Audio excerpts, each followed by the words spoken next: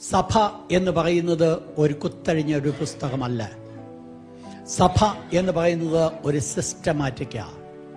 സഭയ്ക്കൊരു സിസ്റ്റമുണ്ട്, സഭയിലെ ആരാധനയ്ക്കൊരു സിസ്റ്റമുണ്ട്. എൻ്റെ പരിഭാഷയിൽ ഞാൻ ഇങ്ങനെ അത് പരിഭാഷപ്പെടുത്തും, അതിങ്ങനെയാണ്.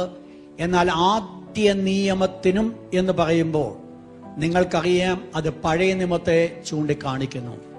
എന്നാൽ ആദ്യ നിയമത്തിനും എന്നൊരു വേർഡ് പറയുമ്പോൾ അത് ഒരു കാര്യം കൂടെ വെളിപ്പെടുത്തുകയാണ്, പുതിയ നിയമത്തെ കൂടെ വെളിപ്പെടുത്തുകയാണ്. അപ്പൊ എന്താണ് വിഷയമെന്ന് പറയുന്നത്?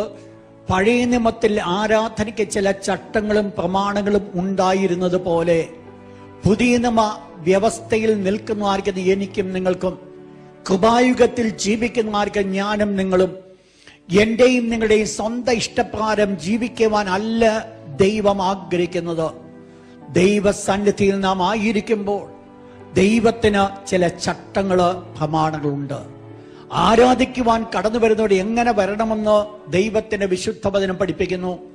സഹോദരന്മാരെ, ഞാൻ ദൈവത്തിന്റെ മനസ്സിൽ ഓർപ്പിച്ച് നിങ്ങളെ പ്രബോധിപ്പിക്കുന്നത്, നിങ്ങൾ ബുദ്ധിയുള്ള ആരാധനയായി നിങ്ങളുടെ ശരീരങ്ങൾ ജീവനും വിശുദ്ധിയും ദൈവത്തിന് പ്രസാദമുള്ള യാഗമായി സമർപ്പിപ്പീൻ. ഈ ലോകത്തിന് അനുരൂപപ്പെടാതെ നന്മയും പ്രസാദവും പൂർണ്ണതയുമുള്ള ദൈവഹിതം ഇന്നതെന്നറിഞ്ഞ് തിരിച്ചറിഞ്ഞ് മനസ്സ് പുതുക്കി രൂപാന്തരപ്പെടുവീൻ. Romans chapter 12 verse 1 and 2. ആ വാക്യം നമ്മളെ പഠിപ്പിക്കുന്നത് ആരാധനയ്ക്ക് ഞാൻ നിങ്ങൾ കടന്നു വരുമ്പോൾ എങ്ങനെ വരണമെന്നുള്ളത് അവിടെ പഠിപ്പിക്കുക.